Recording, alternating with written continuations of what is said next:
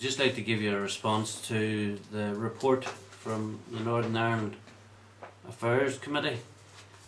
I have to say it certainly vilifies our response to the Eames Bradley report. The fact that we said at the very start that this 12,000 was wrong, I think even now the Northern Ireland Affairs Committee see that it was wrong. But there's a number of other things in it as well. That, okay, they're not using the same language as ourselves, but it means the same thing as what we've been saying. They talk about holding on to the HET. That's exactly what we said. Instead of getting rid of them, to build on what's there. But the HET are going to have to start delivering. If we are going to continue to support them, they have to deliver on what they're doing. There's a question that needs to be answered by HET, and that's the fact that no Republicans have been arrested. Now, we fully support the HET, but we have been disappointed in the past with their results, but that needs to change, and I believe it will change. Now, there's other things in this report that we would be sceptical of. Like, they continually mention the Cormeela Centre.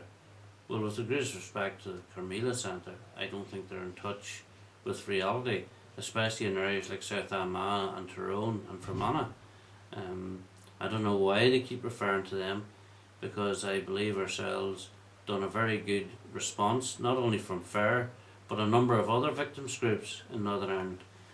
And I say that can be seen in the report, although they don't use our language, but they're certainly coming from the same direction as we come from.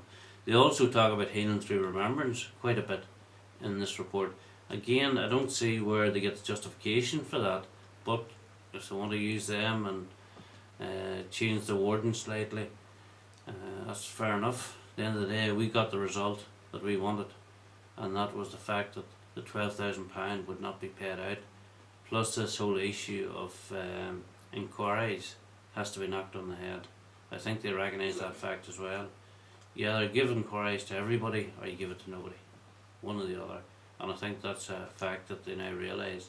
The whole issue of a legacy commission, basically all that is or was a tool that the Republican community would use to try and batter members of the security force with. Now that's not going to happen, and I have to say we're more than pleased that that's not taking place, because it wouldn't have been evenly balanced, because members of the security forces would have been disallowed from telling certain things and it would have been a one-sided story, but that has changed. With all that said, there is still some things in the report that we're not happy with, but overall the report has been a good result.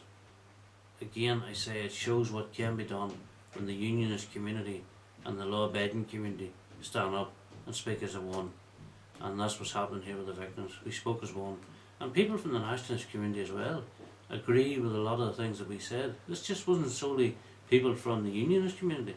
There's people within the nationalist community that contributed to our response, and that's something that needs to be recognised.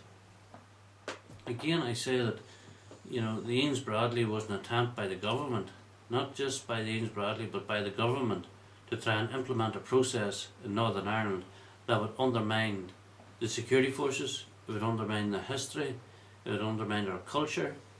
Basically, it would have been an objective towards United Ireland that would have been handed to the Republican cause on a plate. That no longer is going to happen. So we have to welcome that fact. And I also have to say, it's unfortunate the Northern Ireland office did not give credit, or the Northern Ireland Affairs Committee did not give credit where credit is due.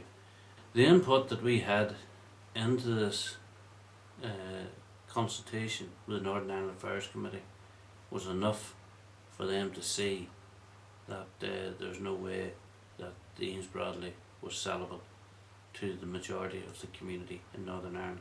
The one thing I am disappointed in is that they neglected the people on the mainland. Remember, there were 700 odd soldiers killed over the period of the Troubles here, mostly from Scotland, England and Wales. They're neglected. There's also the families who were injured, the people who were blew up in bombs on the mainland and shootings. You know, they've left them out of it. That's unfortunate because at the minute we are building up a close relationship with victims from the rest of the United Kingdom, because that's exactly what it is, the United Kingdom. I think the Northern Ireland Affairs Committee now realise that the days are gone of people like ourselves being pushed about. No longer will the unionist or the law-abiding community be driven down roads that they don't want to go. The Republican movement have been given the message. No longer are they getting away with tramping out over our dead. Our dead can't speak for themselves, but their loved ones left behind can and will. And the message is still the same to the IRA, Sinn Féin. You are not intimidating the innocent victims any longer. We have a voice that you cannot remove.